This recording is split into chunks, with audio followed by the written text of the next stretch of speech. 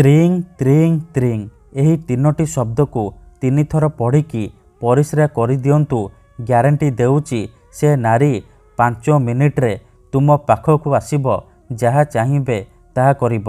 ହଁ ଫ୍ରେଣ୍ଡସ୍, ଆଜିର ଏହି ଭିଡ଼ିଓଟିରେ ମୁଁ ଆପଣଙ୍କୁ ଶିଖେଇବି ଦୁନିଆର ସବୁଠାରୁ ସହଜ କିନ୍ତୁ ମହାଶକ୍ତିଶାଳୀ ବଶୀକରଣ। ଏହି ବଶୀକରଣ କରିବା ପାଇଁ ଆପଣଙ୍କୁ କୌଣସି ପ୍ରକାର ମନ୍ତ୍ରତନ୍ତ୍ର କରିବାକୁ ପଡ଼ିବନି କିମ୍ବା କିଛି ବି ପଇସା ଖର୍ଚ୍ଚ କରିବାକୁ ପଡ଼ିବନି। କେବଳ ତ୍ରିଂ ତ୍ରିଂ ତ୍ରିଂ ଏହି ତିନୋଟି ଶବ୍ଦକୁ 3 ଥର ପଢ଼ିକି ପରିସ୍ରା କରିବାର ଅଛି। ଗ୍ୟାରେଣ୍ଟି ଦେଉଛି ଯେଉଁ ଝିଅ ପଟୁନଥିଲା ସେ ଝିଅ ଆପେ ଆପେ ପଟିଯିବ। ବିବାହିତା ନାରୀ ରାତିଦିନ ଘରକୁ ଡାକିବ, ଯାହା ଚାହିଁବେ ତାହା କରିବ। ଆଜ୍ଞା ହଁ, ଯଦି ଆପଣ କେଉଁ ଝିଅକୁ ମନେ ମନେ ଭଲ ପାଉଛନ୍ତି କିନ୍ତୁ ଯେତେ ଚେଷ୍ଟା କଲେ ମଧ୍ୟ ତାକୁ ପଟେଇ ପାରୁନାହାନ୍ତି, ତାକୁ ନିଜର ମନ କଥା କହିବାକୁ ଡରୁଛନ୍ତି, ଆଉ ଆପଣ ଚାହୁଁଛନ୍ତି କି ସେ ଝିଅ ନିଜେ ଆସି ଆପଣଙ୍କୁ ଭଲ ପାଉଛି ବୋଲି କହୁ, ତେବେ ତ୍ରିଂ ତ୍ରିଂ ତ୍ରିଂ ଏହି ତିନୋଟି ଶବ୍ଦକୁ 3 ଥର ପଢ଼ିକି ପରିସ୍ରା କରିଦିଅନ୍ତୁ।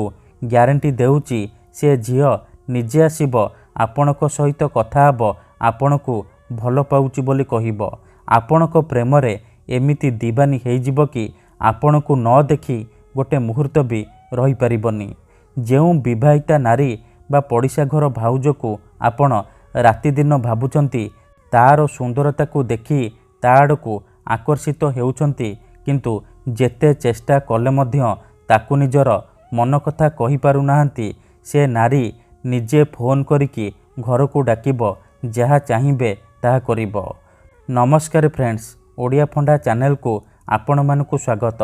ଆଜିର ଏହି ଭିଡ଼ିଓଟିରେ ମୁଁ ଆପଣଙ୍କୁ ଶିଖେଇବି ଆପଣ କିପରି ବିନା ମନ୍ତ୍ରତନ୍ତ୍ରରେ ଝିଅ ପଟେଇ ପାରିବେ, ବିବାହିତା ନାରୀକୁ ପଟେଇ ପାରିବେ। କେବଳ ଆପଣଙ୍କୁ ତ୍ରିଂ ତ୍ରିଂ ତ୍ରିଂ ଏହି ତିନୋଟି ଶବ୍ଦକୁ 3 ଥର ପଢ଼ିକି ପରିସ୍ରା କରିବାର ଅଛି। ଏହି ବଶୀକରଣ ଏତେ ଶକ୍ତିଶାଳୀ କି ଯିଏ ବି ଏହାକୁ କରିଛି 100ରୁ 100% ସଫଳ ହେଇଛି। ବର୍ଷ ବର୍ଷ ଧରି ଭାଙ୍ଗି ଯାଇଥିବା ପୁରୁଣା ପ୍ରେମକୁ ଫେରାଇ ଆଣିପାରିଛି। କେଉଁ ବି କୁଆଁରୀ ଝିଅ ବା ବିବାହିତା ନାରୀକୁ ନିଜ ବଶରେ କରି ତାଠାରୁ ନିଜର ମନ ମୁତାବକ କାମ ହାସଲ କରିପାରିଛି। ତେଣୁ ଯଦି ଆପଣ ସୁନ୍ଦରୀରୁ ସୁନ୍ଦରୀ ଝିଅକୁ ପଟେଇବାକୁ ଚାହୁଁଛନ୍ତି, ବିବାହିତା ନାରୀକୁ ପଟେଇବାକୁ ଚାହୁଁଛନ୍ତି, ତାଠାରୁ ନିଜର ମନ ମୁତାବକ କାମ ହାସଲ କରିବାକୁ ଚାହୁଁଛନ୍ତି, ତେବେ ମୋ କଥା ମାନି ମାତ୍ର ଗୋଟିଏ ଥର ତ୍ରିଂ ତ୍ରିଂ ତ୍ରିଂ ଏହି ତିନୋଟି ଶବ୍ଦକୁ 3 ଥର ପଢ଼ିକି ପରିସ୍ରା କରିଦିଅନ୍ତୁ। ତାପରେ ଦେଖିବେ କିପରି ସେ ଝିଅ ଟାଣି ହୋଇ ଆପଣଙ୍କ ପାଖକୁ ଆସିବ, ଆପଣଙ୍କର ସବୁ ଇଚ୍ଛା ପୂରଣ କରିବ। ତେବେ ଏହି ବଶୀକରଣ କରିବା ସବୁଠାରୁ ସହଜ। ଏହାକୁ ଆପଣ କିପରି କରିବେ, କେମିତି କରିବେ, ଏହାର ପ୍ରୟୋଗ ବିଧି କ'ଣ, ମୁଁ ଆପଣଙ୍କୁ ଶିଖେଇବି। ସମ୍ପୂର୍ଣ୍ଣ ପ୍ରୟୋଗ ବିଧି ଠିକ୍ ଭାବରେ ଶିଖେଇବି।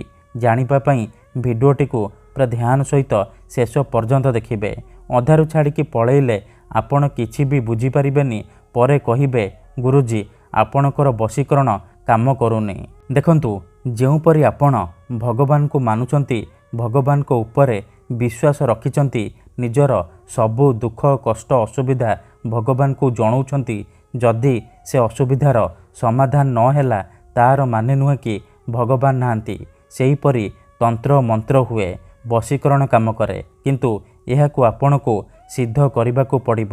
ପ୍ରୟୋଗ ବିଧିକୁ ଠିକ୍ ଭାବରେ କରିବାକୁ ପଡ଼ିବ। ମୁଁ ଆପଣଙ୍କୁ ଯେମିତି ଶିଖେଇବି ଆପଣଙ୍କୁ ଠିକ୍ ସେହିପରି କରିବାକୁ ପଡ଼ିବ।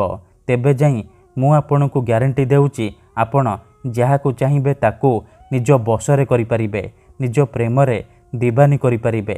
ଠିକ୍ ଅଛି? ତେବେ ଏହି ବଶୀକରଣ ବିଧି ଆପଣ କିପରି କରିବେ ଚାଲନ୍ତୁ ଜାଣିବା। ମନେ ରଖନ୍ତୁ, ଏହି ବଶୀକରଣକୁ ଆପଣ କେବଳ ଶନିବାର ଦିନ କରିବେ। ସୂର୍ଯ୍ୟ ଅସ୍ତ ପରେ ଆପଣ ଏହି ବଶୀକରଣକୁ ଆରମ୍ଭ କରିବେ। ପ୍ରଥମେ ଆପଣ କ'ଣ କରିବେ, ଖଣ୍ଡେ ସାଧା କାଗଜ ଆଣିବେ ଆଉ କଳା ରଙ୍ଗର କଲମ ଆଣିବେ। କାଗଜରେ ପ୍ରଥମେ ଆପଣ ସେଇ ଝିଅ ବା ସ୍ତ୍ରୀର ନାମ ଲେଖିବେ ଯାହାକୁ ଆପଣ ନିଜ ବଶରେ କରିବାକୁ ଚାହୁଁଛନ୍ତି। ତା ପାଖରେ ନିଜର ନାମ ଲେଖିବେ। ନାମ ଲେଖିସାରିବା ପରେ ତା ତଳେ ଆପଣ ତ୍ରିଂ ତ୍ରିଂ ତ୍ରିଂ ଏହି 3ଟି ଶବ୍ଦକୁ ଲେଖିବେ।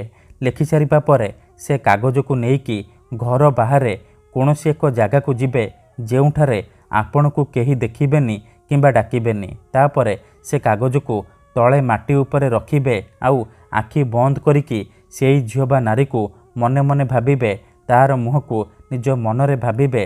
ତାପରେ ତ୍ରିଂ ତ୍ରିଂ ତ୍ରିଂ ତ୍ରିଂ ତ୍ରିଂ ତ୍ରିଂ ତ୍ରିଂ ତ୍ରିଂ ତ୍ରିଂ ଏହି ତିନୋଟି ଶବ୍ଦକୁ ଏହିପରି 3 ଥର ପଢ଼ିବେ। ତାପରେ ସେ ଯେଉଁ କାଗଜକୁ ତଳେ ରଖିଛନ୍ତି ମାଟି ଉପରେ, ତା ଉପରେ ପରିସ୍ରା କରିଦେବେ। ପରିସ୍ରା କରିସାରିବା ପରେ ଆପଣ ଚୁପଚାପ ଘରକୁ ଫେରି ଆସିବେ, ପଛକୁ ବୁଲିକି ଚାହିଁବେନି। ଗ୍ୟାରେଣ୍ଟି ଦେଉଛି 5 ମିନିଟ୍ରେ ପ୍ରଭାବ ପଡ଼ିବା ଆରମ୍ଭ ହୋଇଯିବ। 2ରୁ 3 ଘଣ୍ଟା ଭିତରେ ସେ ଝିଅ ହେଉ ବା ନାରୀ ଆପଣଙ୍କ ବଶରେ ହୋଇଯିବ। ଯାହା ଚାହିଁବେ ତାହା କରିବ। ଧନ୍ୟବାଦ।